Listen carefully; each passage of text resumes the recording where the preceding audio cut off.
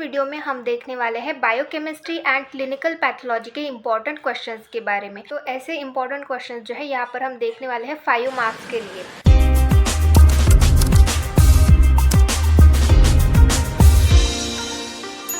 नमस्कार, आपका बहुत बहुत स्वागत है हमारे चैनल द फार्मा कोर्स 2.0 पे।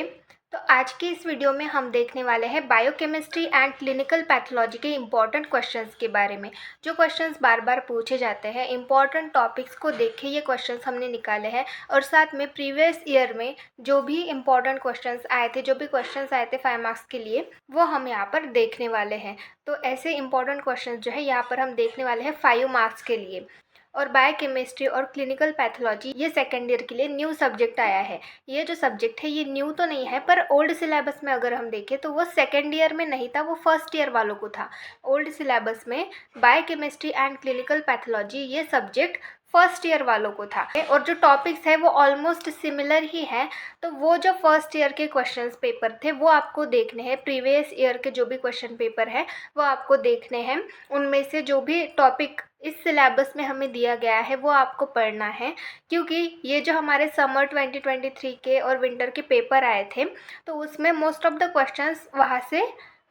क्वेश्चन सिमिलर आए थे प्रीवियस ईयर के पेपर से। जो ओल्ड सिलेबस है वहाँ पर जो क्वेश्चंस आए थे उसी तरीके के क्वेश्चंस जो है वो समर 2023 और विंटर 2023 में आए थे। तो वो पेपर भी आपको देख के जाने हैं, वो स्किप नहीं करने, वो समझने हैं, सॉल्व करके देखने हैं। तो आइए देखते हैं बायोकेमिस्ट्री के इम्पॉर्टेंट क्वेश्चंस के बारे में 5 मार्क्स के। सबसे पहला क्वेश्चन है, draw and cell diagram and label it, describe the functions of each cell organelle. तो यहाँ पर हमें क्या बोला गया है, सेल डायग्राम को ड्रॉ करने के लिए बोला गया है, उसको लेबल करने के लिए बोला गया है और जो भी सेल ऑर्गेनल हैं उनके फंक्शंस यहाँ पर आपको लिखने हैं। तो इस तरीके से ये 5 मार्क्स के लिए क्वेश्चन पूछा गया है।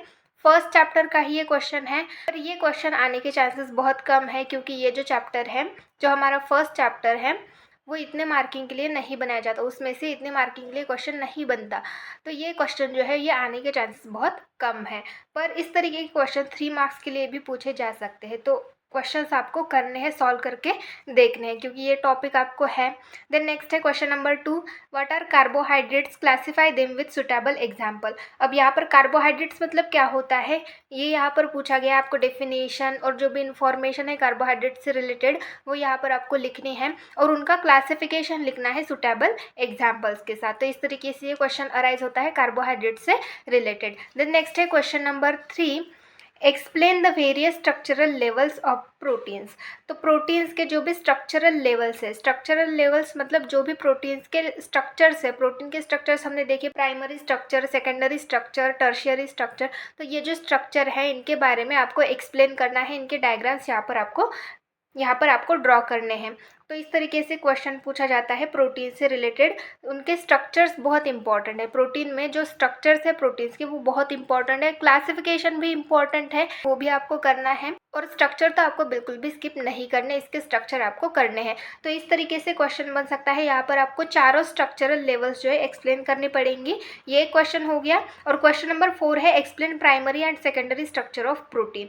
तो प्राइमरी और सेकेंडरी स्ट्रक्चर को ही एक्सप्लेन करने के लिए बोला गया है यहाँ पर। तो इस तरीके से भी 5 मार्क्स के लिए क्वेश्चन अराइज हो सकता है। आपको यहाँ पर 2 ही स्ट्रक्चरल लेवल्स जो है वो दी गई है प्रोटीन की, वही आपको यहाँ पर एक्सप्लेन करनी है। तो इस तरीके से प्रोटीन से रिलेटेड क्वेश्चन अराइज होते हैं।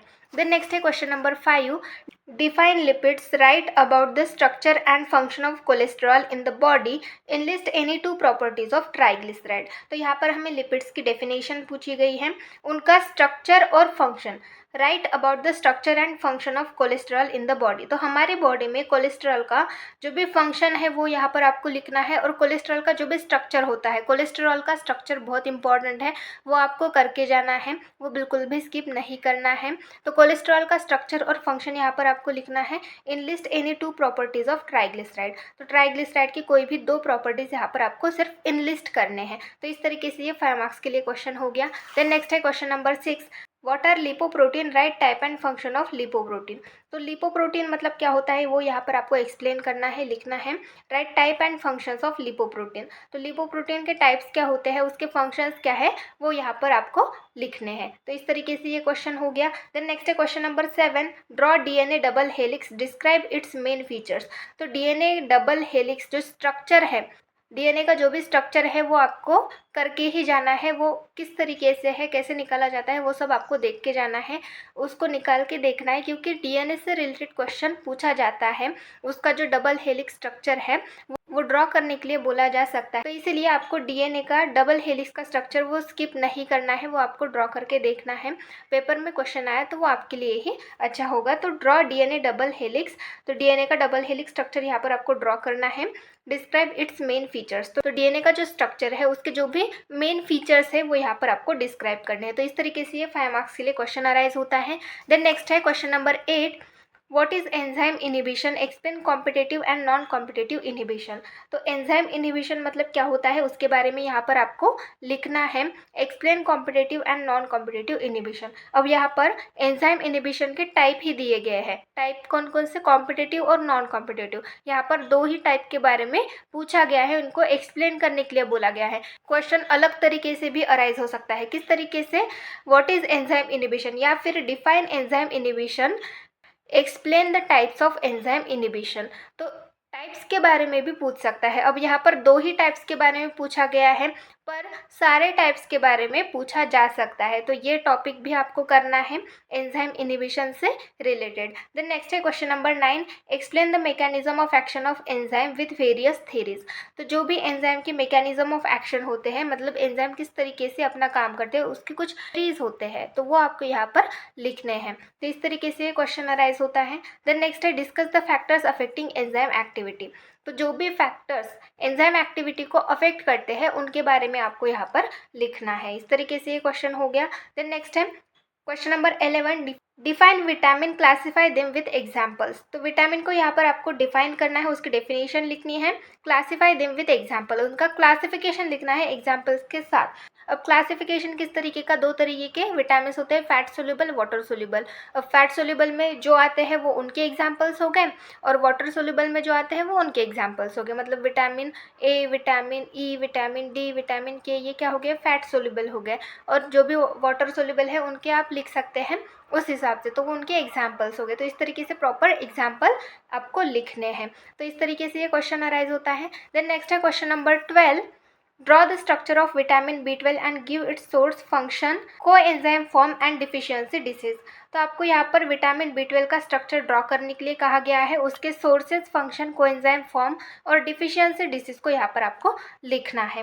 तो विटामिन B12 का जो स्ट्रक्चर है, इसकी जगह विटामिन A का पूछ सकता है, विटामिन B6 का पूछ सकता है, कोई भी आ सकता है, किसी भी विटामिन का स्ट्रक्चर यहाँ पर आपको पूछा जा सकता है, और उसके सोर्सेज, फंक्शन, कोएंजाइम फॉर्म यहाँ पर आपको पूछ सकते हैं। तो इस तरीके से विटामिन से रिलेटेड ये क्वेश्चन अराइज होता है 5 मार्क्स के लिए। देन नेक्स्ट है question number 13, discuss TCA cycle along with its energetics. तो TCA cycle try carboxylic acid cycle जो होती है उसको यहाँ पर आपको डिस्कस करना है, और साथ में उसके एनर्जेटिक्स भी आपको यहाँ पर लिखने हैं। तो इस तरीके से ये क्वेश्चन हो गया मेटाबॉलिज्म से रिलेटेड।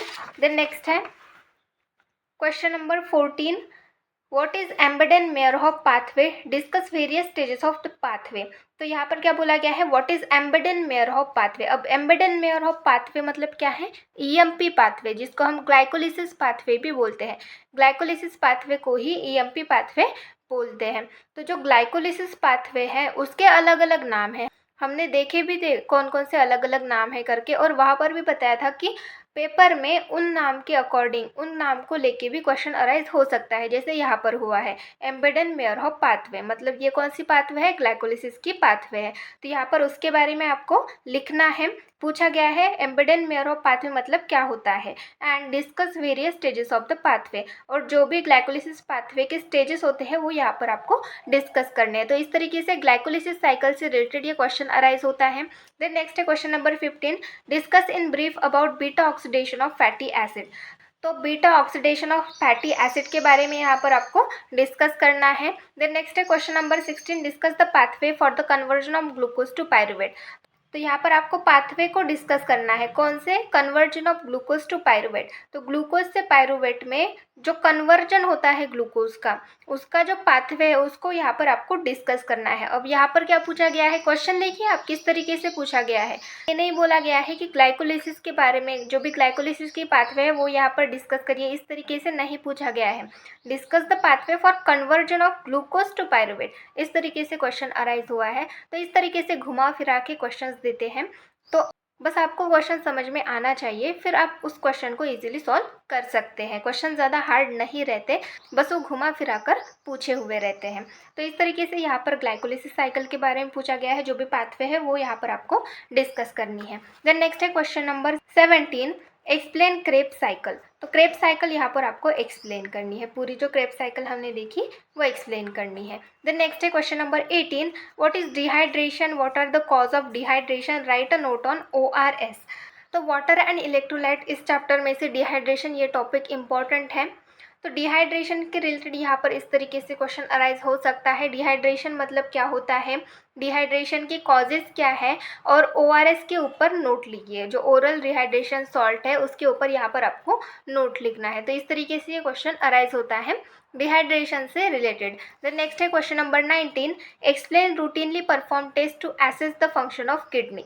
तो किडनी के फंक्शंस जो है वो एसेस करने के लिए, मतलब किडनी प्रॉपरली फंक्शन कर रहे हैं, मतलब किडनी प्रॉपरली फंक्शन परफॉर्म कर रही है कि नहीं कर रही है, ये एसेस करने के लिए, ये देखने के लिए जो भी रूटीनली परफॉर्म टेस्ट किए जाते हैं उनको यहाँ पर आपको एक्सप्लेन करना है। जो भी उसका क्लासिफिकेशन हमने देखा था वो पूरा आपको लिखना है और उनको 1 बाय 1 एक्सप्लेन करना है। तो इस तरीके से ये क्वेश्चन अराइज होता है। देन नेक्स्ट है, enlist various function of liver, what are the routinely perform test for assessing the function of liver. तो यहाँ पर क्या बोला गया है, enlist various function of liver. Liver के फंक्शंस यहाँ पर आपको लिखने हैं। What are the routinely perform test for assessing the function of liver. तो लीवर के फंक्शंस एसेस करने के लिए, देखने के लिए जो भी रूटीनली परफॉर्म टेस्ट किए जाते हैं उनके बारे में यहाँ पर आपको पूछा गया है, उनके बारे में यहाँ पर आपको लिखना है। तो इस तरीके से लीवर से रिलेटेड क्वेश्चन अराइज हो सकता है। हमें रूटीनली परफॉर्म टेस्ट 3 ही कंडीशंस के दिए गए हैं। सबसे पहला तो किडनी के हो गए, लीवर के हो गए और लिपिड प्रोफाइल टेस्ट हो गए। तो लिपिड प्रोफाइल टेस्ट से रिलेटेड भी क्वेश्चन पूछा जा सकता है पेपर में, तो वो भी आपको स्किप नहीं करना है, वो भी क्वेश्चन आपको करना है। तो इस तरीके से ये क्वेश्चंस हो गए बायोकेमिस्ट्री एंड क्लिनिकल पैथोलॉजी के, इंपॉर्टेंट क्वेश्चंस हो गए 5 मार्क्स के। Thank you.